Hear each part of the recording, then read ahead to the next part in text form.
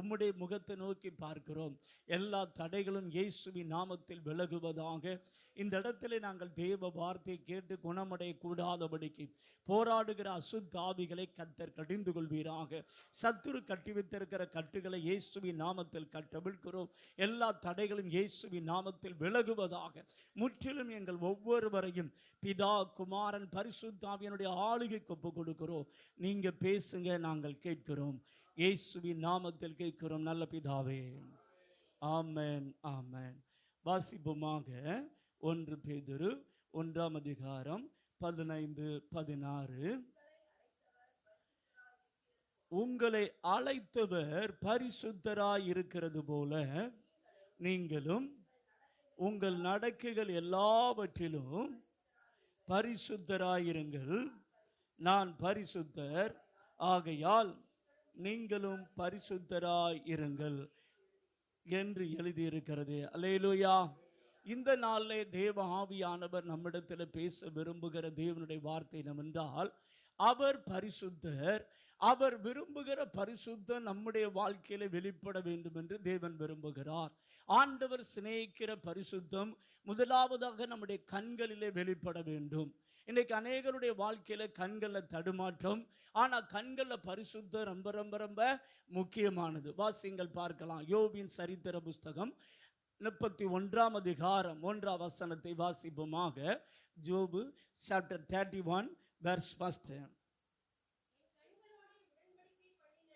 என் கண்களோடு உடன்படிக்கை பண்ணின நான் ஒரு கன்னிகையின் மேல் நினைவாய் இருப்பது எப்படி அப்படின்னு சொல்லி யோபு சொல்லுகிறதை நாம் பார்க்கிறோம். தேவ பிள்ளைகளே, நம்முடைய வாழ்க்கையில பாவத்துக்கு முதலிடமாக அமைவது எதுன்னு கேட்டீங்கன்னா நம்ம கண்கள் தான். நம்ம கண்கள் எதை காண்கிறதோ அதை நம்முடைய உள்ள என்ன செய்ய ஆரம்பிக்கும்னா சிந்திக்க ஆரம்பிக்கும். அது செயலாக்கத்துக்குள்ள என்ன செய்யணும் கொண்டு வர ஆரம்பிக்கும். கண்களை குறித்து நாம் கவனமாக என்ன செய்ய வேண்டும், இருக்க வேண்டியது ரொம்ப ரொம்ப ரொம்ப அவசியமானது. முதல் மனிதனும் மனுஷியும் பாவம் செய்தது எதனால தான்? கண்களை வச்சு தான். கண்கள் தான் உங்களுடைய வீழ்ச்சிக்கு காரணமாக என்ன செஞ்சது, மாறியது. இன்றைக்கு நம்ம பார்க்கிறதான பார்வைகள் எப்படிப்பட்டதாக இருக்கிறது? புது மொழிபெயர்ப்பு இந்த யோபின் சரித்திரத்தை குறித்து இவ்விதமாய் சொல்லுகிறது. உங்களுக்காக அதை வாசிக்கிறேன். யோபு 31:1 பாருங்க. போதும், அதில் போட்டிருக்கு கண்களோடு உடன்படிக்கை பண்ணால் ஒரு கன்னியின் மேல் நினைவாக இருப்பது எப்படி. ஒரு புது மொழிபெயர்ப்பு போட்டிருக்குது. என்னை கவர்கின்ற ஒரு கன்னி பெண்ணை பாராதிருக்கும்படி என் கண்களோடு நான் ஒரு ஒப்பந்தம் செய்து கொண்டேன். எப்படி? என்னை கவர்கின்ற ஒரு கன்னி பெண்ணை பாராதிருக்கும்படி. இப்ப இது பெண்களா இருந்தா எப்படி சொல்லணும்? என்னை கவர்கின்ற ஒரு கன்னின்னு சொல்ல முடியாது, வாலிபனை பாராதிருக்கும்படி என் கண்களோடு நான் என்ன செய்தேன், ஒப்பந்தம் செய்து கொண்டேன். ஏனென்றால் இன்றைக்கு பார்த்தீங்கன்னா இருக்கிற நிலைமை என்னன்னு கேட்டீங்கன்னா, ஆண்களை காட்டிலும் பெண்கள் பயங்கர ஸ்பீடில் ஓடிக்கிட்டு இருக்காங்க. எந்த ஸ்பீடில் ஓடிக்கிட்டு இருக்காங்க? பயங்கர ஸ்பீடு. ஆண்களை காட்டிலும் இப்போ பயங்கரமாக பரலோகத்தை தாண்டி என்ன செஞ்சுக்கிட்டு இருக்காங்க, ரொம்ப ஸ்பீடாக ஓடிக்கிட்டு இருக்காங்க. பெண்களுக்கு ரொம்ப பிரச்சனை இப்போ ஸ்டார்ட் ஆகுது. இப்போ இந்த கண்களை குறித்து நாம் எப்படிப்பட்டவர்களாக இருக்கணும் அப்படின்னா, ஆண்டவர் பரிசுத்தத்தை விரும்புகிறார். நம்முடைய கண்கள் எதெல்லாம் பார்த்துருக்கு யோசித்து பாருங்களேன். வேண்டாத காரியங்களை நம்ம பார்த்து நம்ம இருதயத்தில் நம்ம மைண்டில் சிந்தித்து வைத்திருப்போம் என்றால், ஒரு தேவ பிள்ளை அனுதினமும் இயேசுவின் ரத்தத்தால் நம்முடைய கண்கள் என்ன செய்யப்படணும், கழுவப்பட வேண்டியது அவசியம். இயேசுவின் ரத்தம் எப்பொழுது கழுவும்? நீதிமொழிகள் 28:13 படியும் 1 யோவான் 1:7-8-9 படியும் தன் பாவங்களை மறைக்கிறவன் வாழ்வடைய மாட்டான், அவைகளை அறிக்கை செய்து விட்டு விடுகிறனோ இரக்கம் பெறுவான்னு சொல்லப்படுது. ஒவ்வொரு நாளும் ஒரு தேவ பிள்ளை தேவ சமூகத்துக்கு வரும் பொழுது 5 வித பாவங்களை தேவன்கிட்ட மன்னிப்பு கேட்கணும். முதலாவதாக சிந்தனையின் மூலம் செய்கிற பாவம், இரண்டாவதாக பார்வையின் மூலம் செய்கிற பாவம், மூன்றாவதாக பேச்சின் மூலம் செய்கிற பாவம், நான்காவதாக செவிகளின் மூலம் செய்கிற பாவம், ஐந்தாவது ஹோல் பாடி நடக்கையின் மூலம் செய்கிற பாவம். ஒரு மனிதன் இந்த 5க்குள்ள தான் பாவம் செய்ய முடியும். இந்த 5 விட்டு எக்ஸப்ட் என்ன செய்ய முடியாது, போக முடியாது. நீ எந்த பாவம் செஞ்சாலும் இந்த 5க்குள்ள என்ன செஞ்சிடும் அப்படின்னா அடங்கிவிடும். அப்போ ஒரு தேவ பிள்ளை தேவ சமூகத்துக்கு வரும் பொழுது ஆண்டவரிடத்தில், இயேசுவிடத்தில் என்னுடைய சிந்தனை குறித்து நான் கவனித்து பார்க்க வேண்டும். என் சிந்தனையினால் நான் ஆவியானவரை துக்கப்படுத்தியிருக்கிறேனா? என் பார்வையினால் நான் ஆவியானவரை துக்கப்படுத்தியிருக்கிறேனா? என் கேட்கிறதுனால் நான் துக்கப்படுத்தியிருக்கிறேனா? என்னுடைய பேச்சினால் துக்கப்படுத்தியிருக்கிறேன், நடக்கையினால் துக்கப்படுத்தியிருக்கிறேனா? அப்படின்னு நம்ம நிதானித்து காலையில எழுந்திரிச்சோடனே நம்மளை ஒப்பு கொடுக்கணும். அதே வேளை நைட்டு தூங்குறதுக்கு முன்னாடியே நம்மளை ஒப்பு கொடுத்து அவருடைய ரத்தத்தினால் நாம் என்ன செய்யப்பட வேண்டும்? கழுவப்படணும். இயேசுவின் ரத்தம் பாட்டு பாடினா கழுவாது. இயேசுவின் ரத்தம் பாவத்தை அறிக்கையிட்டா தான் கழுவும். அல்லேலூயா. நிறைய பேர் நல்லா பாட்டு பாடுவாங்க, ஆனா என்ன செய்யாது? கழுவாது. பாவங்களை என்ன செய்யணும்? அறிக்கையிட்டு விட்டு விடுவதற்கு கிருபை கேட்க வேண்டும். அல்லேலூயா. எதை கேட்பதற்கு? விட்டு விடுவதற்கு என்ன கேட்கணும்? கிருபை கேட்கணும். நம்முடைய திறமையினால நம்ம பாவத்தை என்ன செய்ய முடியும்? ஜெயிக்க முடியாது. உங்க வாழ்க்கையில ஒரு குறிப்பிட்ட பாவத்தில் நீங்க அடிமையாக இருப்பீர்கள் என்றால் அந்த காரியத்தை ஜெயிப்பதற்கு நீங்கள் தேவனிடத்தில் என்ன கேட்க வேண்டும் என்றால், எனக்கு கிருபை தாரும், பரிசுத்த ஆவியினுடைய வல்லமையை தாரும் என்று கேட்கணும். அல்லேலூயா. ஏன்னா கிருபை பெருகின இடத்தில் பாவம் பெருகின இடத்துல கிருபை அதிகமா என்ன செஞ்சுச்சா? பெருகிற்று என்று சொல்லப்பட்டிருக்கு. அப்போ உங்க வாழ்க்கையில குறிப்பிட்ட பகுதியில பாவத்துல சோதனையில தவித்து கொண்டிருப்பீர்கள் என்றால், நீங்கள் எவ்வளவுதான் சில காரியத்துல வாழ்ந்தாலும் சில காரியங்களை தடுமாற்ற உங்க வாழ்க்கையில வரும் என்றால், அதை நீங்கள் தேவனிடத்துல உங்க கண்களை முழுசா ஆண்டவருக்கு அர்ப்பணித்து அதை மேற்கொள்வதற்கான கிருபையையும் பரிசுத்த ஆவியினுடைய வல்லமையை நீங்கள் கேட்பீர்கள் என்றால் கர்த்தர் தருவார். அல்லேலூயா. ரோமர் 6 அதிகாரம் 14 வசனம் விதமாய் சொல்லுகிறது, நாம் நியாயப்பிரமாணத்துக்கு கீழ்ப்பட்டிராமல் கிருபைக்கு கீழ்ப்பட்டிருக்கிறபடியால் பாவம் உங்களை மேற்கொள்ள மாட்டாது. அல்லேலூயா. அப்ப நம்முடைய வாழ்க்கையில பாவத்தை நான் ஜெயிக்கணும் அப்படின்னா, சோதனை வருவது பாவம் அல்ல, ஆனா சோதனைக்குள்ள விழுறது பாவம். சோதனை வருவது என்ன கிடையாது? பாவம் கிடையாது. எல்லா மனுஷனுக்கும் சோதனை என்னத்தான் செய்யும்? வரத்தான் செய்யும். சோதனையே வரல அப்படின்னா ரொம்ப டேஞ்சர்ஸ்ல இருக்கும்னு அர்த்தம். சரிதானா? ஓகே, எனக்கு சோதனையே இல்லைன்னு ஒரு கிறிஸ்தவன் சொல்றான் அப்படின்னா நீ சரியான பாதையில போகலைன்னு அர்த்தம். ஓகே, நம்ம கிறிஸ்துவ வாழ்க்கை என்னதான்? நமக்கு போராட்டம் தான், சோதனை தான். அல்லேலூயா. ஆனா நாம் அதை ஜெயிப்பதற்கு நாம் தேவனிடத்தில் என்ன கேட்கணும்? கிருபை கேட்கணும். பழைய ஏற்பாட்டு பைபிள் படி பார்த்தீங்கன்னா பழைய ஏற்பாட்டு நியாயப்பிரமாணத்தில் வந்து இச்சியாதிருப்பாயாக அப்படின்னு ஆவியானவர் சொன்னார். ஆனா இச்சியாம இருக்கிறதுக்கு நியாயப்பிரமாணம் உங்களுக்கு என்ன தரல? பலன் தரல. என்ன தரல? எப்ப நம்ம இச்சிக்க கூடாதுன்னு சொல்றோமோ அப்பதான் நம்ம என்ன செய்வோம்? இச்சை என்றால் என்ன? ஆசை, விருப்பம்னு அர்த்தம். இன்னைக்கு நம்முடைய உள்ளத்துல ஆசை, விருப்பம் எது மேல இருக்குன்னு நம்ம ரொம்ப கவனமா இருக்கணும். அல்லேலூயா. நிறைய பேருக்கு செல்போன் மேல ஆசை, விருப்பம் இருக்குது. சிலருக்கு ஃபேஸ்புக், வாட்ஸ்அப் மேலதான் என்ன இருக்குது? ஆசை இருக்குது. சிலருக்கு குண்டக மண்டகான எண்ணங்கள்லாம் என்ன செய்யுது? வருது. இப்படி எல்லாம் ஆசையெல்லாம் நமக்கு என்ன செய்யக்கூடாது? இருக்கக்கூடாது.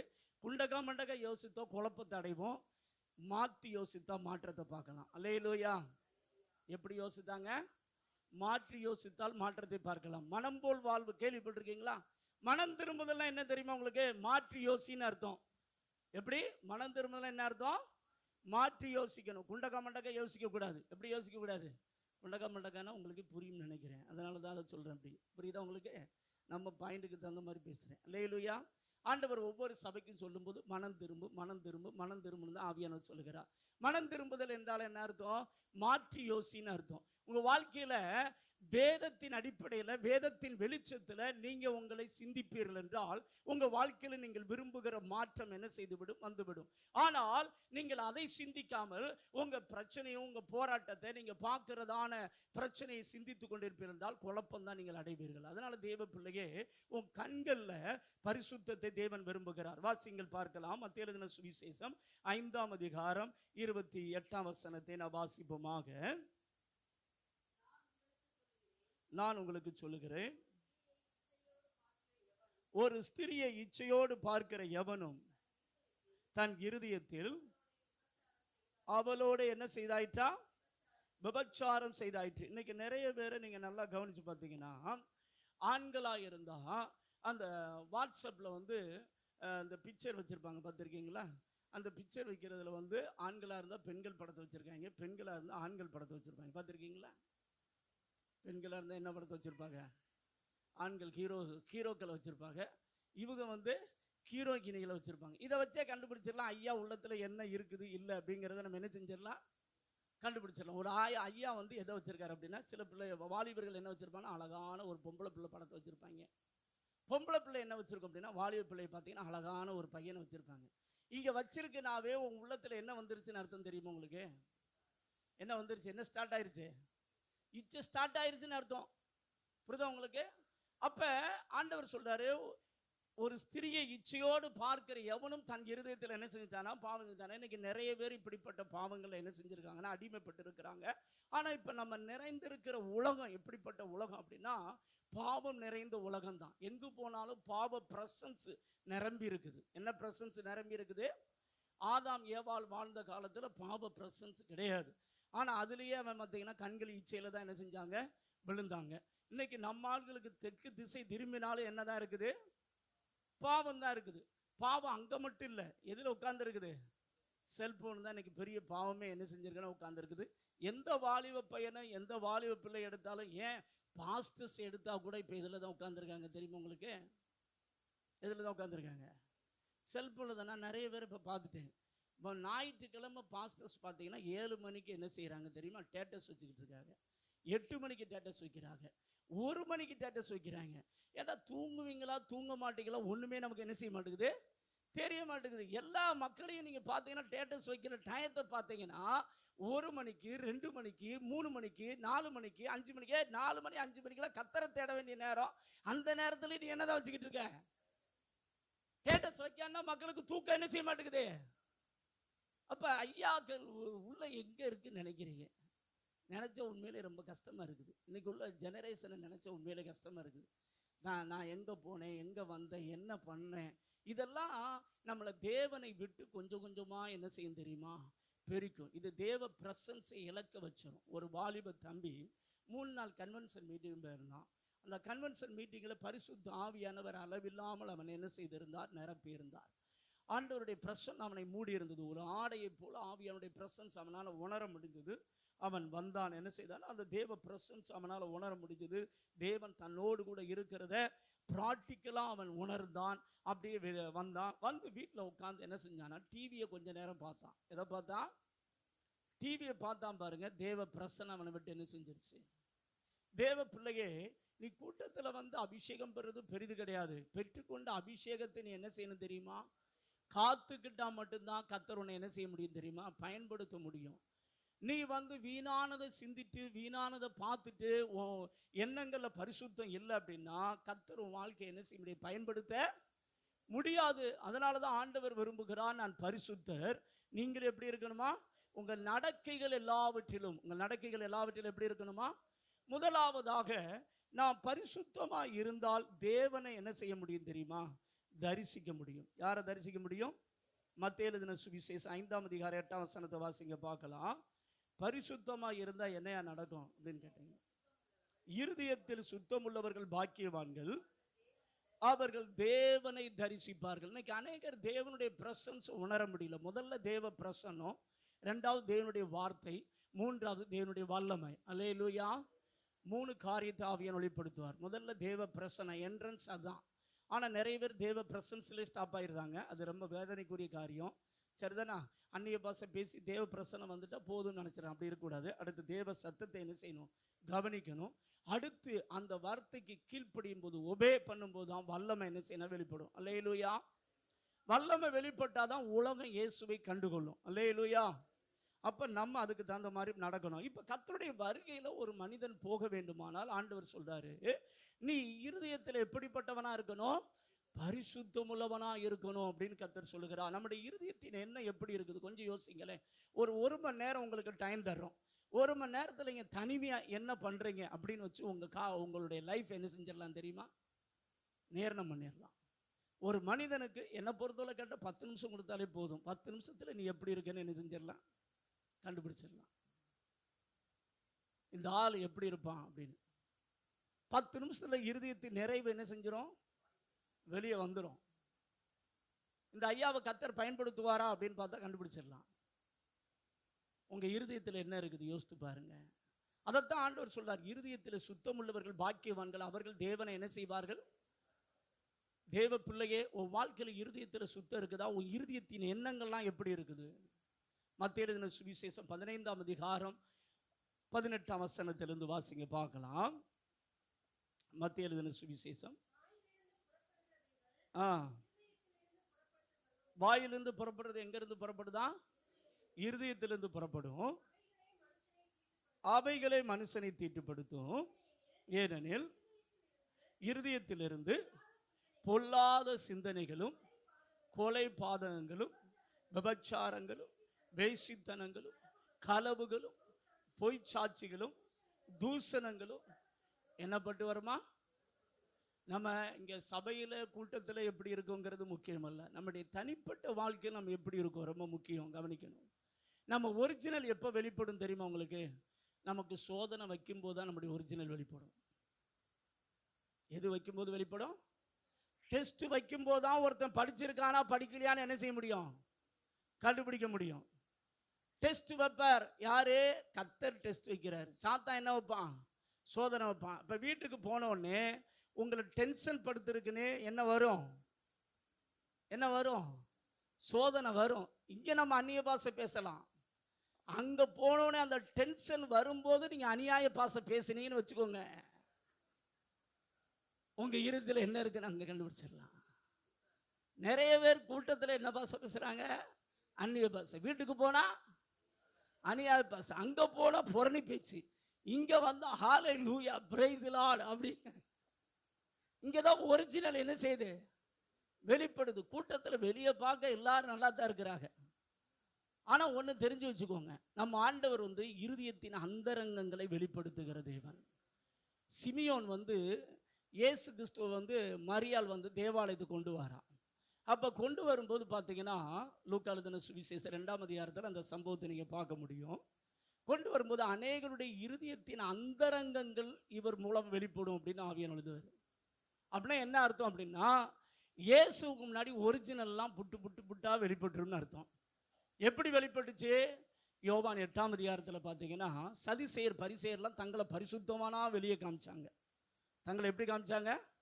பரிசுத்தமானா காமிச்சு ஒரு சகோதரி விபச்சாரத்தில் பிடிக்கப்பட்டவளை கொண்டு வந்து இயேசுக்கு முன்னாடி நிப்பாட்டிட்டாங்க.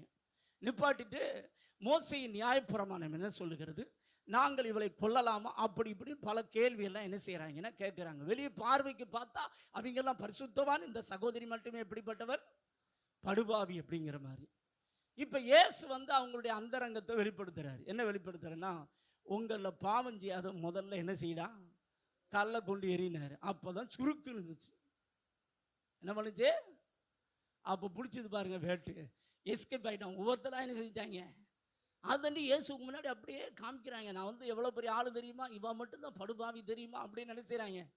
அது மாதிரி பிலாத்து இயேசுக்கு முன்னாடி நிற்கிறாரு. நிற்கும்போது பார்த்தீங்கன்னா பிலாத்து பார்த்தீங்கன்னா வெளியே வந்து நல்ல ஒரு அவர் ஆளுநர் போல் தெரியுது. ஏன்னா அவர் சட்ட ஒழுங்கெல்லாம் கட் அண்ட் ரைட் அவர் தீர்ப்பு சொல்லுகிறவர் போல் தெரியுது. வெளியே பார்க்க நல்லவர் போல தான் தெரியுது. ஆனால் பதவியா இல்லை இதா அப்படின்னு பார்க்கும்போது அவர் என்ன செஞ்சார் தெரியுமா உங்களுக்கு? நமக்கு பதவி தாண்டா வேணும், அதனால் எவனும் இப்படி போல எனக்கு என்ன, இயேசு மேலே ஒரு குற்றம் இல்லாட்டினா கூட பரவாயில்ல, நான் இதுக்கு என்ன கிடையாது, எனக்கு என்ன போயிடும், இவங்களுக்கு சாதகமாக தீர்ப்பு சொல்லிட்டோம், இயேசுவுக்கு சாதகமாக தீர்ப்பு சொன்னால் பதவி என்ன செஞ்சிடும்? போயிடும். இப்போ பதவி தான் நமக்கு முக்கியம் அப்படின்னு சொல்லி ஒரிஜினல் எப்போ வெளிப்படுச்சு தெரியுமா? அப்போ தான் வெளிப்படுது. தேவ பிள்ளையே, உங்களுடைய வாழ்க்கையில் உங்கள் இருதயத்தின் எண்ணம் ஒரிஜினல் எப்போ வெளிப்படும் தெரியுமா? நீங்கள் சோதிக்கப்படும் போது வெளிப்படும். உங்கள் வாழ்க்கையில் சோதனை வரும் பொழுது உங்கள் வாயிலிருந்து என்ன வார்த்தை வருது? சோதனை வரும் பொழுது நீ அந்த செல்போனை ஊத்து கவனிச்சுக்கிட்டு இருக்கியா, இல்லை விட்டுட்டு தூக்கி எரிஞ்சு ஓடுறையா அப்படிங்கிறத எப்போ கண்டுபிடிக்கலாம்? சோதனையே இல்லை, நான் பரிசுத்தமாக வாழ்றேன்னு சொல்றது பெருசு கிடையவே கிடையாது. தெரியுதா? அது எல்லாரும் வாழலாம். எனக்கு பாவமே முன்னாடி என்ன செய்யலை இல்லை அப்படிங்கும்போது. ஆனால் பாவம் இருக்கும் பொழுது, சுற்றிலும் நம்மளை சுற்றி பாவம் இருக்கும் பொழுது, நீ தேவனுடைய பிரசன்ஸினால, தேவனுடைய கிருபையினால் நீ நிரப்பப்பட்டால், பாவம் பெருகின இடத்துல என்ன பெருகுது? கிருபை பெருகுதுன்னு போட்டிருக்கு, பார்த்துருக்கீங்களா? அந்த கிருபை நீ பாவம் செய்யாமல் இருக்கக்கூடிய பலனை உனக்கு தரும். அல்லேலூயா. ஆனால் இந்த கிருபை எப்போ கிடைக்கும் அப்படின்னா, சங்கீதம் 1ஆம் சங்கீதம் 1ஆம் வசனம் 2ஆம் வசனம் 3ஆம் வசனம் வாசிங்க பார்க்கலாம். பாவம் செய்யாமல் இருக்கக்கூடிய கிருபை எப்போ கிடைக்கும் அப்படின்னா, உன் இருதயத்தில் பரிசுத்தம் எப்போ கிடைக்கும் அப்படின்னா, உன் கண்களில் பரிசுத்தம் எப்போ கிடைக்கும் அப்படின்னா, உன் காதுகளில் பரிசுத்தம் எப்போ கிடைக்கும் அப்படின்னா, உன் வாயின் வார்த்தையில் பரிசுத்தம் எப்போ கிடைக்கும் அப்படின்னா, உன் நடக்கையில் பரிசுத்தம் எப்போ கிடைக்கும் அப்படின்னா, சங்கீதக்காரன் சங்கீதத்தில் ஆவியானவர் எழுதி வைத்திருக்கிற வாசிங்க பார்க்கலாம். துன்மார்க்கருடைய ஆலோசனையில் நில்லாமலோ, நடவாமலோ, பாவிகளுடைய வழியில் நில்லாமலோ, பரியாசக்காரர் உட்காரும் இடத்தில் உட்காராமலோ. யாருடைய வேதத்துல? இன்னைக்கு எத்தனை பேர் கர்த்தருடைய வேதத்துல பிரியமா இருக்கிறாங்கன்னு நினைக்கிறீங்க? செல்போன்ல வேணா நிறைய பேர் என்னதான் இருக்காங்க. நிறைய பேருக்கு இன்னைக்கு இருக்கிறதெல்லாம் என்ன தெரியுமா? பரிசுத்தத்தை இழக்கக்கூடிய சம்பவங்கள் நிறைய இருக்குது. நம்மளே அறியாம இந்த செல்போன் நம்மளை என்ன செய்யுது தெரியுமா? எப்பயுமே வாப்பா வாப்பான்னு என்ன செய்யுது? கூப்பிடு. ஒரு பாஸ்ட் இப்படி பிரசங்கம் பண்ணாரு. நான் கேட்டேன், அவர் என்னன்னா, செல்போன் தான் போத்திபார் மனைவி அப்படின்னாரு. செல்போன் தான் என்னதான் போத்திபார். இப்போ உள்ள நிலைமையை பார்த்தா அப்படிதான் தெரியுது. என்னது?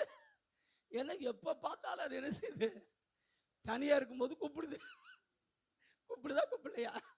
வா செல்போனை பாரு, ஸ்டேட்டஸ பாரு, ஆமீன் போடு, அல்லேலூயா என்னோட உறவாடு அப்படின்னு என்ன செய்யுது? அந்த பாஸ்ட் பேசி நான் யோசித்து பார்த்தேன். பரவாயில்ல, கரெக்டாக தான் இருக்குது. இன்னைக்கு போத்திபார் மனைவி யாராக தான் இருக்கா? செல்போனாக தான் நிறைய பேருக்கு இருக்கு. ஆணா இருந்தாலும் அதில் தான் உட்காந்துருக்கான், பெண்ணா இருந்தாலும் அதில் தான். தனிமே அப்படின்னு வந்து விட்டால் மக்கள் எதில் தான் உட்காந்துருக்காங்க சொல்லுங்கய்யா?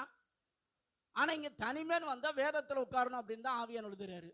தனிமேன்னு வந்தால் நம்ம இரவு பகல என்ன செய்யணுமா? கர்த்தருடைய வேதத்தில் தியானமாக இருக்கணும். பிரியமாக இருந்து தியானமாக இருக்கிற மனுஷன் பாக்கியவான் அப்படின்னு போட்டிருக்கு. ஆனால் நம்ம எல்லாரையும் பார்ப்போம். கொஞ்சம் யோசிங்க, உங்களே நீங்கள் யோசிங்க. நீங்கள் பரிசுத்தத்தில் இருக்கீங்களா இல்லையா நீங்கள் கண்டுபிடிச்சிடலாம். தனிமேன்னு வந்து விட்டால் நீங்கள் எதை தேடுகிறீர்கள்? பைபிளையா தேடுறீங்க? அப்பா இது வரைக்கும் வேலை பார்த்து ஓஞ்சு போச்சுடா, கொஞ்ச நேரம் செல்போன் எடுத்து என்ன செய்வோம்? ஸ்டேட்டஸை பார்ப்போம்டா. இன்னைக்கு யார் யார் போட்டோ அனுப்பியிருக்கிறாங்க?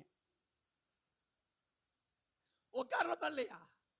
நைட்டு 10 மணி ஆனாலும் 12 மணி ஆனாலும் உட்காந்துருக்காங்க. உட்காந்தா பரவாயில்ல, அதில் ஸ்டேட்டஸ் வேற இவங்க 1 மணிக்கு வைக்கிறாங்க. யாருன்னு கேட்ட விசுவாசி. நான் இப்போ நிறைய பேரை பார்த்து உண்மையில நொந்து நூலாயிட்டேன். இவங்களுடைய சிந்தனைகள்லாம் எப்படி இருக்கும்னு நினைக்கிறீங்க? இவங்க கர்த்தருக்கு ஊழியம் செய்கிறாங்கன்னு நினைக்கிறீங்களா? இவங்க கர்த்தருக்கு கனி கொடுக்க முடியும்னு நினைக்கிறீங்களா? வெளியே பார்வைக்கு நடிக்கலாங்க. வெளி பார்வைக்கு என்ன செய்யலாம்?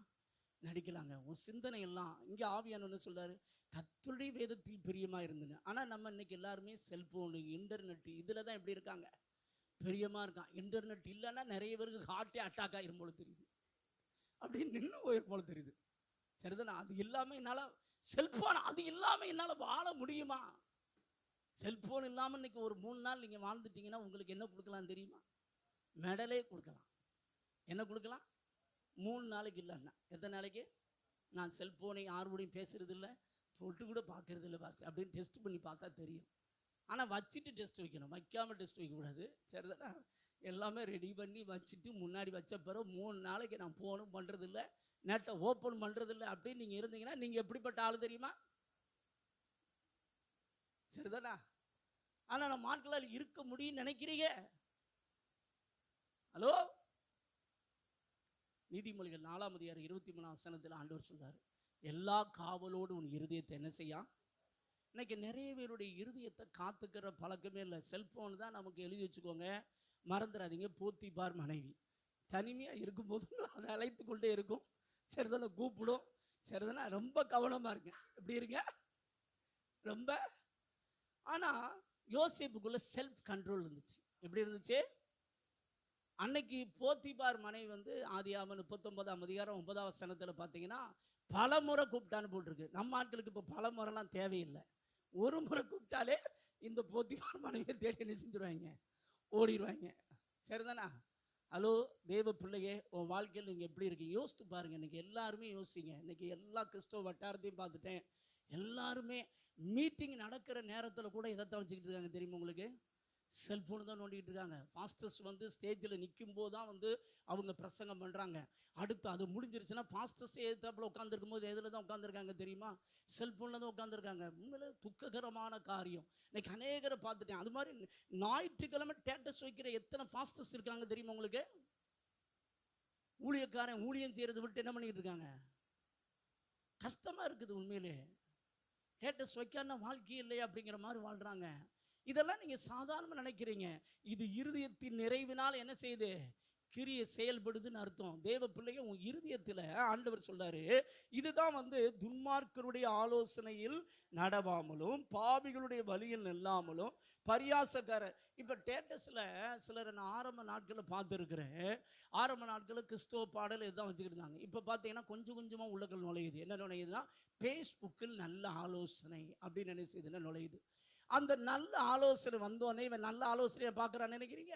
அதுக்கடுத்து இருக்கிற லொல்லு ஆலோசனையை என்ன செய்கிறான்? பார்க்குறானா பார்க்கலையா? இதை வைக்கிறது யாருன்னு கேட்டால் நம்ம ஆட்கள் தான்.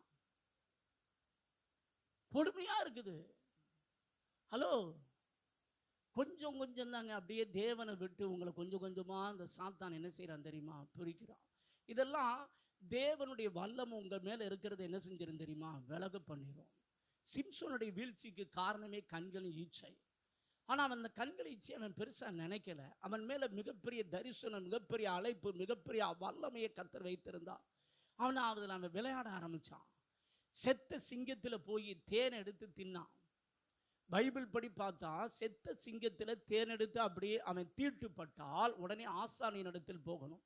ஆசாரியனிடத்தில் போய் தன்னை காமித்து தன் பாவங்களுக்காக பலி செலுத்தி மொட்டை போடணும். என்ன போடணும்? எங்க? தேவாலயத்தில் ஆசாரியனால் அவன் உடனே சரி பண்ணப்பட்டு மொட்டை போட்டிருக்கணும். சரிதானா?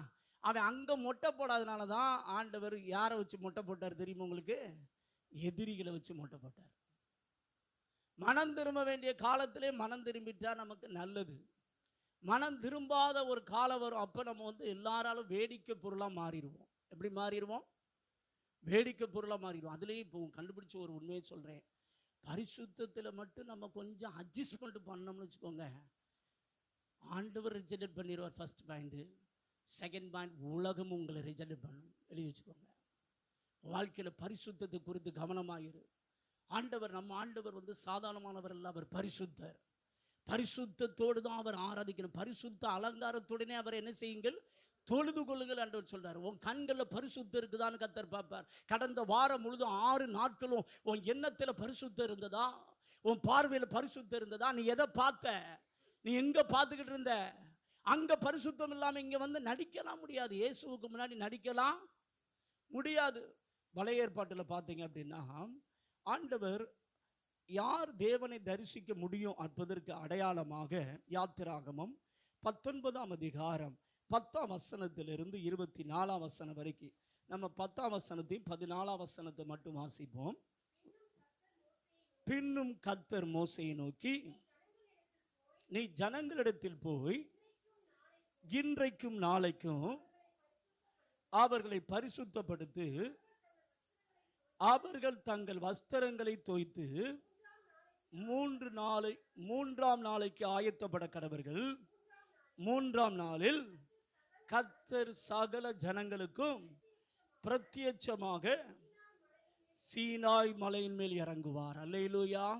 இந்த பகுதி முழுது நீங்க 24ஆம் வசனம் வரைக்கும் வாசித்து பார்த்தீங்க அப்படின்னா, நம்ம பரிசுத்தப்படுத்தினா மட்டும்தான் கர்த்தரை என்ன செய்ய முடியும் தெரியுமா? தரிசிக்க முடியும். தேவ பிள்ளையே, உன் வாழ்க்கையில தேவனுடைய சமூகத்தில் உட்கார்ந்து நீ உன்னை பரிசுத்தப்படுத்துறீங்களா? வேத வசனத்தால பரிசுத்தப்படுத்துறீங்களா? இன்னைக்கு அநேகர் ஆவியில நிரம்பி ஜெபிக்கிறாங்க, ஆனா ஆத்துமால பரிசுத்தம் இல்லை. எதுல பரிசுத்தம் இல்லை? ஆத்துமால. இன்னைக்கு அநேகருடைய எண்ணங்கள்லாம் குண்டக்க மண்டக்கான எண்ணங்களாக தான் இருக்குது. வேண்டாத எண்ணங்கள், வீண் சிந்தனைகளா இருக்குது. சங்கீதக்காரன் சொல்லுகிறான், சங்கீதம் 119 113, வீண் சிந்தனைகளை நான் வெறுத்து உமது வேதத்தில் எப்படி இருக்கிறேன்? பிரியமா இருக்கிறேன். நீங்க வீண் சிந்தனை வெறுக்கிறீங்களா? பரிசுத்தத்தை நீங்க நாடுறீங்களா நாடலையான்னு கண்டுபிடிக்கலாம். ஒரு நாளைக்கு கர்த்தர் 24 hours கர்த்தர் கொடுத்திருக்கிறார். உங்களுக்கு பல வேலை இருக்கலாம், இல்லை என்று சொல்லல. அதுல தசம பாகம் எடுத்த 2.5 மணி நேரம். தசம பாகம் எடுத்து எவ்வளவு நேரம்? 2.5 மணி நேரத்தை நீங்க வேதத்தை தியானிக்கவும் ஜெபிக்கவும் பயன்படுத்திருந்தா நீங்க ஒழுங்கா இருக்கீங்கன்னு சொல்லலாம். குறைந்தபட்சம் எவ்வளவு நேரம்? 2.5 மணி நேரம். இது விசுவாசிகளுக்கு. ஊழியக்காரங்களாக இருந்தால் அதுக்கு மேல டைத்தை என்ன செய்யணும்? ஸ்பெண்ட் பண்ணணும். அப்படின்னா தான் உங்க சிந்தனைகள் எப்படி இருக்குது? நீங்க பரிசுத்தத்தை நாடுறவங்களா இருந்தீங்கன்னா இரவும் பகலும் கர்த்தருடைய வேதத்தில் தியானமா இருந்து ஜெபிக்கிறவங்களா இருப்பீங்க. ஜெபம் மட்டும் இருந்தா போதாது, மெடிடேஷன் வேணும். மெடிடேஷன் மட்டும் இருந்தா போதாது, ஜெபம் வேணும். ரெண்டுமே ஈக்குவலா இருக்கணும். அப்பதான் போக வேண்டிய பயணம் கரெக்டா இருக்கும். அல்லேலூயா. சிலரை நான் பார்த்துருக்கிறேன். ஆண்டவருடைய கிருபையினால சிலர் வந்து நல்லா ஜெபிக்கிறாங்க, ஆனா வேத தியானமே அவங்களுக்கு கிடையாது. அப்படிப்பட்டவங்களை நீங்க பார்த்தீங்கன்னா சுபாவம் மாறி இருக்காது. என்ன மாறி இருக்காது? வரங்கள் இருக்கும், வெளிப்பாடு இருக்கும். சரிதானே? இயேசுவை பார்க்கலாம், தேவதூதனை பார்க்கலாம், ஆனா கனி இருக்காது. என்ன இருக்காது? கனி உள்ள வாழ்க்கை வரணும் அப்படின்னா உன் ஆத்துமா ரட்சிக்கப்படணும். அனுதினமும் என்ன செய்யப்படணும்? 1 பேதுரு 2ஆம் அதிகாரம் 1-2 வசனங்களை வாசிங்க பார்க்கலாம்.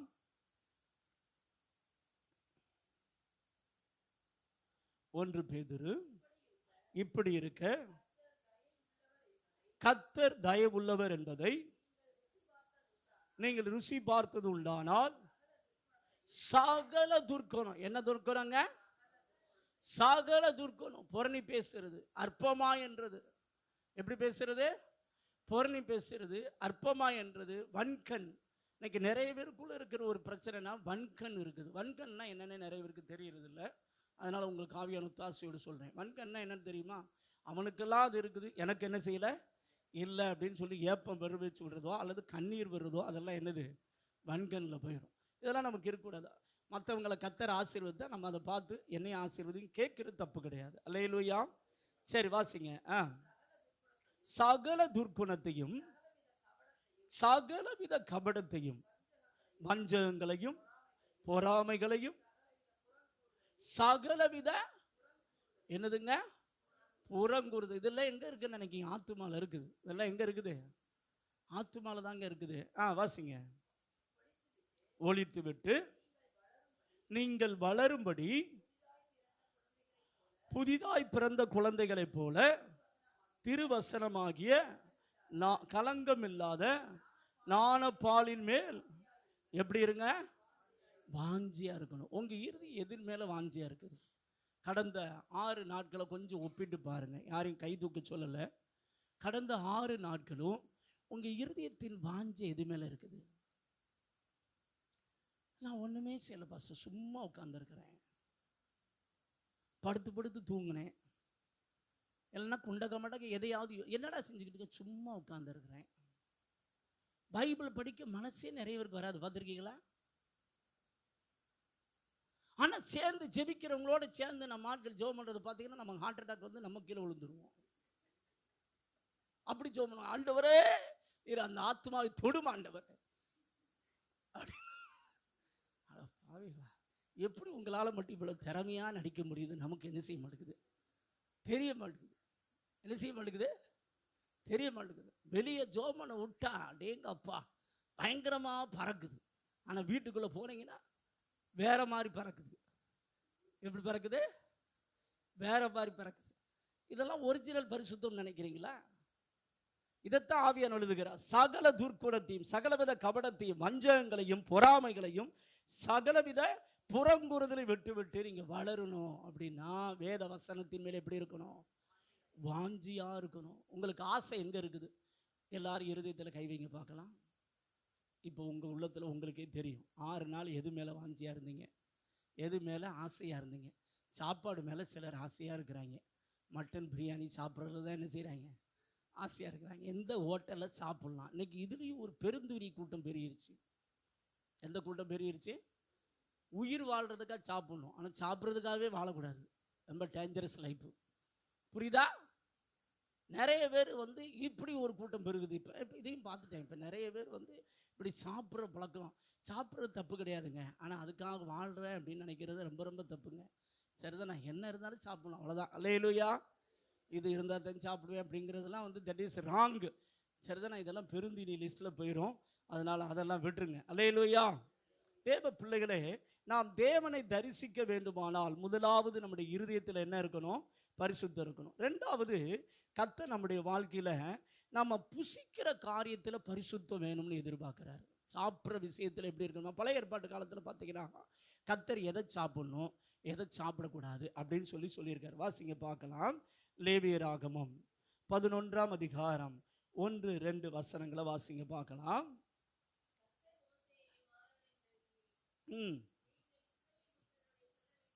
நீங்கள் இஸ்ரவேல் புத்திரரோடு சொல்ல வேண்டியது என்னவென்றால், பூமியில் இருக்கிற சகல மிருகங்களிலும் நீங்கள் புசிக்கத்தக்க ஜீவ சந்துகள் யாதெனில் விருகங்களில் எப்படி இருக்கணுமா? விரிகுளம்புள்ளதாயிருந்து குழம்புகள் இரண்டாக பிளந்திருக்கிறதும் அசை போடுகிறதுமான ரெண்டு காரியம் தேவை அப்படிங்கிறாரு. கர்த்தர் சாப்பிட சொல்ற காரியத்துல ரெண்டு காரியம் சொல்றாரு. ஒன்று, அது விரிகுளம்புள்ளதா இருக்கணும். ரெண்டாவது, அது எப்படி இருக்கணுமா? அசை போடணும். இது நம்ம கிறிஸ்துவ விசுவாசிகளை ரெண்டு பகுதியாக பிரிக்கலாம். ஒன்று, அசை போடுதல் அப்படின்னா வெத்து வெட்டா பேசுறது. எப்படி? சிலர் அசை போடுவான், ஆனா விரிகுழம்புல வந்து என்ன இருக்காது. அப்படி விரிகுழம்புள்ளதும் அசை போடுகிறதும் அப்படின்னு போட்டிருக்கு பார்த்தீங்களா? ஒன்று வேறுபாட்டு ஜீவியம், ரெண்டாவது வாயில வந்து பரிசுத்தம். அதுதான் அதோடைய அர்த்தம். விரிகுளம்புள்ளதும் அசை போடுகிறதுமா இருக்கணும். சில விசுவாசிகள் எப்படி இருப்பாங்க அப்படின்னா, வாயில நல்லா தான் பேசுவாங்க. அவங்ககிட்ட பேசுனீங்கன்னா அப்படியே நம்ம பல நலுகி பால் என்ன செஞ்சிடும், கீழே விழுந்துடும், அந்த மாதிரி இருக்கும். ஆனா அவங்களுக்கும் வேறுபாட்டு ஜீவியத்துக்கு என்ன இருக்காது தெரியுமா? சம்பந்தமே. தேவனை அறிந்திருக்கிறோம் என்று அறிக்கையிடுவார்கள், ஆனா கிரியிலே அவரை என்ன செய்வார்களாம்? மறுதலிப்பார்கள் என்று ஆவியானவர் எழுதுகிறார். நீங்க தொடர்ந்து வாசிங்களை பார்க்கலாம், அடுத்த பகுதி வாசிங்க பார்க்கலாம், அப்பதான் உங்களுக்கு புரியும். ஆனாலும் அசை போடுகிறதும் ஒட்டகம் எப்படி இருக்குது? இந்த ரெண்டு குவாலிபிகேஷனை கர்த்தர் வைக்கிறாரு. ஆனா சிலர் அசையெல்லாம் போடுவான் கூட்டத்தில். அப்படியே என்ன செய்வாங்க? அசை போடுற கூட்டம்லாம் இருக்குது, சரிதானா? ஆனா அவனுக்கும் பரிசுத்த வாழ்க்கைக்கு என்ன இருக்காது? வேறுபாட்டு ஜீவியத்திற்கு அவனுக்கு என்ன இருக்காது? சம்பந்தமே இருக்காது. அதான் வெளியே பார்க்க நல்லா பேசுவார், ஆனா கேரக்டர் அப்படி இருக்காது. வெளியே உதடு துதிக்கும், ஆனா இறுதி எங்கேயோ இருக்கும். இதான் அந்த கேரக்டர். வாசிங்க பார்க்கலாம். இருந்தாலும் அது உங்களுக்கு எப்படி இருக்குமா? அப்ப நல்லா கவனிக்கணும். ஆனா பழைய ஏற்பாட்டு காலத்துல கர்த்தர் பரிசுத்தத்தை எல்லாம் வெளிப்புறத்திலே பரிசுத்தத்தை வலியுறுத்தினார். எதை வலியுறுத்தினாரு? பழைய ஏற்பாட்டு ரட்சிப்பும் பார்த்தீங்கன்னா வெளிப்படையான ரட்சிப்பு. ஆனா புதிய ஏற்பாட்டு காலத்துல ரட்சிப்பு உள்படையான ரட்சிப்பு. புதிய ஏற்பாட்டு காலத்துல பரிசுத்தமும் உள்ளான பரிசுத்தத்தை தான் கர்த்தர் என்ன செய்கிறார்? விரும்புகிறார். அன்னைக்கு இருந்ததான சதிசேயர் பரிசேயர்லாம் எப்படி நடிச்சாங்க தெரியுமா? வாசிங்க பார்க்கலாம். மத்தேயு எழுதின சுவிசேஷம் 23ஆம் அதிகாரம் 23ஆம் வசனத்திலிருந்து நான் வாசிப்போமாக. அன்னைக்கு இருந்த பரிசேயர்லாம் இந்த வசனத்தை எடுத்துக்கிட்டு என்ன செஞ்சாங்கன்னா, பழைய ஏற்பாட்டில் வந்து வெளிப்பிரகாரமான பரிசுத்தத்தை கர்த்தர் வலியுறுத்தினபடினாலே வெளிப்படையா அங்கிகள் நல்லா ஒயிட் அண்ட் ஒயிட் போட்டுட்டு வெளிப்படையா வந்து ஆலே லூயா அப்படின்னு ஜெபம் பண்றது, இதெல்லாம் அவங்க அதிகமா வலியுறுத்தினாங்க. ஆனா ஆண்டவர் என்ன சொன்னார் தெரியுமா? மத்தேயு எழுதின சுவிசேஷத்துல வாசிங்க. மாயக்காரராகிய வேதபாரகரே. அவங்க வேதகாரகர்னு என்ன அர்த்தம்? வேதத்தை கரைச்சி குடிச்சவன்னு அர்த்தம். வேதத்தை கரைச்சி குடிச்ச ஆட்கள் அர்த்தம். வேதபாரகரே பரிசேயரே உங்களுக்கு என்னது அப்படின்னா என்ன அர்த்தம் தெரியுமா? நடிக்கிற உனக்கு ஐயோ அப்படின்னு அர்த்தம். மாயக்காரனா யாரு தெரியுமா? நடிகர் திலகம்னு அர்த்தம். மாயக்காரனா யாரு? நீங்க உங்களையே இருதயத்தில் கையை வச்சு கொஞ்சம் கேளுங்க. நான் சர்ச்சில் எப்படி இருக்கிறேன், வீட்டுக்குள்ளே போனால் எப்படி இருக்கிறேன், வெளியே போனால் எப்படி இருக்கிறேன். இங்கே வந்து கர்த்தரை நேசிக்கிறது போல நம்ம என்ன செய்கிறோம்? ஆக்ஷன் பண்ணுகிறோம். ஆனால் உண்மையாகவே நேசிக்கிறோமா? இங்கே நம்ம தேவ சமூகத்தை நாடுறது போல வாஞ்சிக்கிறோம், ரொம்ப நல்லது. ஆனால் உண்மையாகவே நம்ம தனியாக விட்டா அப்படிதான் இருக்குமா? யோசிங்க. அன்னைக்கு இருந்த பரிசேயர் சதுசேயர்லாம் தங்களை வெளிப்படையான பரிசுத்தத்தை தான் அவங்க விரும்பினாங்க. வெளிப்படையாக தங்களை பரிசுத்தவான்கள் போல காமிச்சுக்கிட்டாங்க. ஆண்டவர் அதை பார்த்து தான் சொல்றாரு, உங்களுக்கு யார் யாரெல்லாம் நடிப்பு திலகமா இருக்காங்களோ அவங்க பரலோகம் என்ன செய்ய முடியாது? எங்க போக முடியாது சொல்லுங்க? பரலோகம். நம்முடைய வாழ்க்கையில நம்ம அந்தரங்க வாழ்க்கையில எப்படி இருக்கோம் அப்படிங்கிறது ரொம்ப ரொம்ப முக்கியம். வாசிங்க பார்க்கலாம். ம் ம் ம் ம் ம் 3 காரியம் ஆண்டவர் சொல்றாரு பாருங்க. நீதி, இரக்கம், விசுவாசம். இன்னைக்கு நல்லா கவனிக்கணும். நீதினா என்னதுங்க? தேவ சித்தம். நீதினா என்னது? இயேசு கிறிஸ்து வந்து யோவான் ஞானஸ்நானம் எடுக்கும்போது இப்படி எல்லா நீதியை நிறைவேற்றுவது நமக்கு ஏற்றதா இருக்கிறது அப்படின்னு சொன்னார். அப்போ வேத வசனத்தின் அடிப்படையில் நாம் தேவ சித்தத்துக்கு என்ன செய்யணும்? கீழ்ப்படினது ஃபர்ஸ்ட் பாயிண்ட். செகண்ட், இறக்கம்னா பார்க்குறவங்களுக்கு நம்மளால் முடிந்த ஹெல்ப் என்ன செய்யணும்? பண்ணணும். அடுத்து என்னது? விசுவாசம். மூணாவது என்னதுங்க? இந்த மூணுமே யார் கடைபிடிக்கல? அன்னைக்கு இருந்த பரிசேயர் சதுசேயர் என்ன செய்யல? ஆனால் வெளிப்படையாக பார்த்தீங்கன்னா காணிக்க தசமமாக கொடுக்குறான். அது பைபிள் படி காணிக்க கொடுக்கறது கரெக்ட் தான். தசமமாக கொடுக்கறது எப்படி தான்? கரெக்ட் தான். வெளிப்படையாக பார்த்தா இன்னைக்கு நிறைய பேர் பார்த்தீங்கன்னா பாஸ்டர் வந்துட்டு காணிக்க கொடுவாங்க. பார்த்துருக்கீங்களா? பாஸ்டர் வீட்டுக்கு ஜோமன் வந்துட்டா நம்ம ஆட்கள் பார்த்தீங்கன்னா அப்படி பாஸ்டருக்கு நான் நிறைய காணிக்க கொடுக்குறேன் அப்படிங்கிற மாதிரி காணிக்க கொடுப்பாங்க. பார்த்துருக்கீங்களா? ஆனால் உள்ளான வாழ்க்கை எப்படி இருக்குது? அதுக்கு முன்னாடி பார்த்தீங்கன்னா டிவியை பார்த்துட்டு, படம் பார்த்துட்டு, கார்ட்டூனை பார்த்துட்டு, சரிதான் சினிமா பாட்டை பார்த்துட்டு, தேட்டர்ஸை பார்த்துட்டு, கழுவியை பார்த்துட்டு, கன்றாவியை பார்த்துட்டு இப்போ என்ன கொடுப்பாங்க? இன்னைக்கு நிறைய கிறிஸ்தவர்கள் இப்போ துணிகரமாக படம் பார்க்க ஆரம்பிச்சிட்டாங்க, சினிமா பாட்டு கேட்க ஆரம்பிச்சிட்டாங்க. இதில் என்ன கொடுமைனா தேட்டர்ஸ்லேயே வைக்க ஆரம்பிச்சாச்சு. என்னத்திலே வைக்க ஆரம்பிச்சாச்சு? கொஞ்சம் கொஞ்சமாக உள்ளக்களை வந்து, சரிதானா கொஞ்சம் கொஞ்சமாக உலகம் உள்ளக்களை வந்து இப்போ சினிமா பாட்டு வைக்கிறாங்க. இப்போ இவங்க லைஃப்லாம் எப்படி இருக்கும்னு நினைக்கிறீங்க? தேவ பிள்ளையே, நீ நடிகர் திலகமாக இருக்க கர்த்தர் விரும்பலை, நீ ஒரிஜினலாக இருக்கணும்னு கர்த்தர் விரும்புகிறார். அல்லேலூயா. வாசிங்க, தொடர்ந்து வாசிங்க பார்க்கலாம். இவைகளையும் செய்ய வேண்டும், அவைகளையும் விடாது இருக்கு. அதாவது உள்ளான பரிசுத்தமும் தேவை, வெளியான பரிசுத்தமும் தேவை அப்படின்னு கர்த்தர் வலியுறுத்துறார். வாசிங்க தொடர்ந்து. குருடனான வழிகாட்டிகளே, கொசு இல்லாதபடி வடிகட்டி. எப்படிப்பட்டவங்களா இருக்காங்களா? எவ்வளோ பெரிய ஆளாக இருக்காங்க பாருங்க. அப்போ பயங்கரமான ஆளாக இருக்கீங்க. அடுத்து, வாயக்காரராகிய வேதபாரகரே, பரிசேயரே, உங்களுக்கு ஐயோ. போஜன பால பாத்திரங்களின் வெளிப்புறத்தை என்ன செய்கிறாங்களா? சுத்தமாக்குகிறீர்கள், உட்புறத்திலோ அவைகள் கொள்ளையினாலும் அநீதியினாலும் நிறைந்திருக்கிறது. யோசித்து பாருங்களேன், நம்முடைய இருதயம் எப்படி இருக்குது? இப்போ உங்கள் இருதயத்தை குறித்து இயேசு கிறிஸ்து சர்டிஃபிகேட் கொடுத்தா என்ன கொடுப்பார்? நாத்தான் வேலை கர்த்தர் பார்த்தார். பார்த்தோன்னே கர்த்தர் சர்டிஃபிகேட் கொடுத்தார். கபடற்ற உத்தம இயேசு கிறிஸ்து பார்த்தோன்னே எதை பார்த்துட்டாரு? இருதயத்தை பார்த்துட்டாரு, கப்புன்னு பார்த்தாரு. இப்போ நம்ம எல்லாரும் இயேசுக்கு முன்னாடி நிற்கிறோம். இப்போ உங்கள் இருதயத்தை பார்த்து இயேசு சர்டிஃபிகேட் கொடுத்தா என்ன கொடுப்பாரு? எல்லாரும் கொஞ்சம் யோசித்து பாருங்க. நம்ம இருதயத்தை பார்த்தா 6 நாள் என்ன சிந்திச்சிங்க? குண்டக்க முண்டக்க யோசித்தீங்களா, இல்லை வேதத்தை யோசித்தீங்களா அப்படின்னு கர்த்தர் சர்டிஃபிகேட் கொடுத்தா என்ன கொடுப்பாரு? ஒரிஜினல் என்ன செஞ்சிடும்?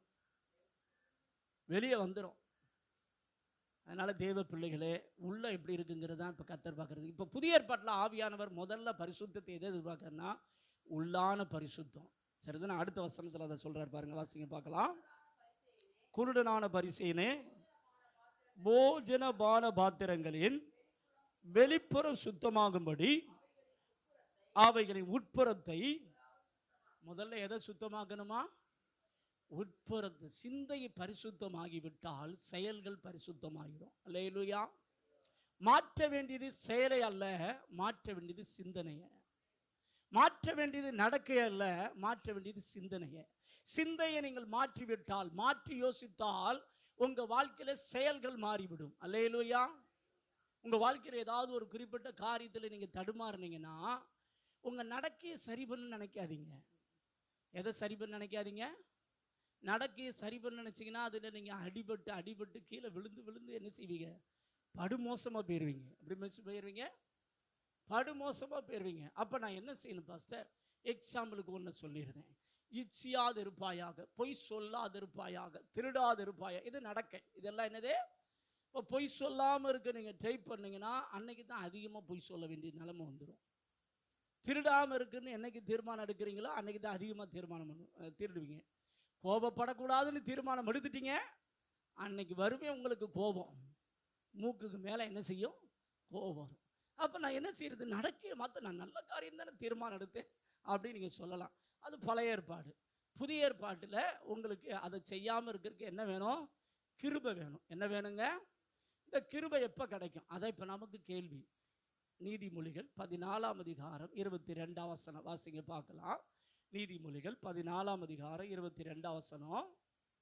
இப்ப நீ பரிசுத்தமா வாழணும் அப்படின்னா தனிமையா உட்கார்ந்து தீமையை யோசிக்கிறவர்கள் தவறுகிறார்கள் அல்லவோ, நன்மையை யோசிக்கிறவர்களுக்கோ கிருபையும் சத்தியம் உண்டு. அல்லேலூயா. கிருபைனா எதை செய்யணுமோ அதை செய்யக்கூடிய பவர். சத்தியம்னா என்ன தெரியுமா? சத்தியத்தின் அறிவில் சத்தியம் உங்களை. நீ எதுல விடுதலை இல்லாம தடுமாறுகிறாயோ அது எந்த பாவமா இருக்கலாம். எந்த பாவத்தையும் சத்தியம் உள்ளகளை போயிருச்சுன்னு சொல்லுங்க, சத்தியம் உங்களை என்ன செஞ்சிருந்து தெரியுமா? இதைத்தான் ஆண்டவர் யோவான் எழுதின சுவிசேஷம் 8ஆம் அதிகாரம் 32 36 வரைக்கும் சொல்றாரு. சத்தியத்தின் அறிவில் சத்தியம் உங்களை. சத்தியத்தை அறிஞ்சாதான் விடுதலை கிடைக்கும். என்ன அறிஞ்சாதான்? சத்தியத்தை யாருதான் அறியணும்? நீங்க தான் நிரப்பணும். அல்லேலூயா. தனிமையில உட்கார்ந்து இரவும் பகலும் கர்த்தருடைய வேதத்தில் எப்படி இருக்கணும்? பிரியமா இருந்து தியானம் பண்ணீங்கன்னா தன் காலத்தில் தன் கனியை தந்து. என்னதுங்க? யார் தன் காலத்தில் தன் கனியை தந்துவா? டெஸ்ட் வைக்கிற நேரம் பாஸ் பண்ணுவான், அதான் அதோடைய அர்த்தம். டெஸ்ட் வைக்கிற நேரம், டெம்டேஷன் வர்ற நேரம் அவன் பாஸ் பண்ணுவான். உன் வாழ்க்கையில டெஸ்ட் தேவன் வைப்பாரு, டெம்டேஷன் சாத்தான் வைப்பான். இது ரெண்டு வைக்கிற நேரத்தில் நீ பாஸ் பண்ணணும். நீ பாஸ் பண்ணாதான் அடுத்த எல்லைக்கு கர்த்தர் என்ன செய்வார்? கொண்டு போவார். ஆனா அடுத்த எல்லைக்கு நீ போகணும் அப்படின்னா ஆவியானவர் உனக்கு கிருபை தர விரும்புகிறார். அந்த கிருபை எப்ப கிடைக்கும்? இரவும் பகலும் கர்த்தருடைய வேதத்தில் எப்படி இருக்கணும்? பிரியமா இருந்து தியானம் பண்ணேன்னா கிருபை என்ன செய்யும்? பெருகும். இந்த கிருபை பெருகிருச்சு அப்படின்னா உனக்கு சோதனை வர்ற நேரத்தில் நீ சாதனையா மாத்திருவ. அல்லேலூயா. அதை விட்டுட்டு நீயா சில ட்ரையெல்லாம் எடுத்து முயற்சி எடுத்து இன்னைக்கு 1 மணி நேரம் ஜோம் பண்ணி ஆகணும்டா, எப்படியாவது என்ன பண்ணிடுவோம்? ஜோம் பண்ணிடணும். உட்காந்தீங்கன்னா படுத்து தூங்கிடுவீங்க. 10 நிமிஷம் ஆத்திரம் தோத்திரம் சொல்வீங்க. அடுத்து 3ஆம் வானத்துக்கு டகால்னு என்ன செஞ்சிருவீங்க? ஓடிடுவீங்க.